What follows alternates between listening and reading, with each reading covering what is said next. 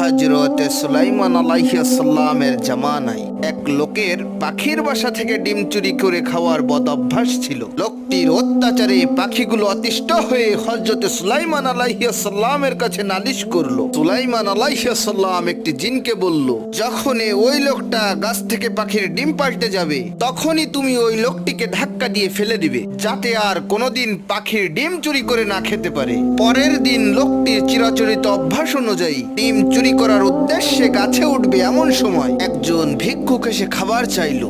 লোকটি ভিক্ষুককে খাবার দিল, তারপর গাছে উঠে পাখির ডিম চুরি করে খেলো। কিন্তু জিন তার কোনো ক্ষতি করতে পারলো না। সেই জিন এসে সুলাইমান আলাইহিস সালামকে বলল, পাখির ডিম চোরকে আমি কি ধাক্কা দিয়ে ফেলে দিব? উল্টো দুইজন ফেরেশতা এসে আমাকে ধাক্কা দিয়ে ফেলে দিয়েছে। সুলাইমান আলাইহিস সালাম বললেন, কেন?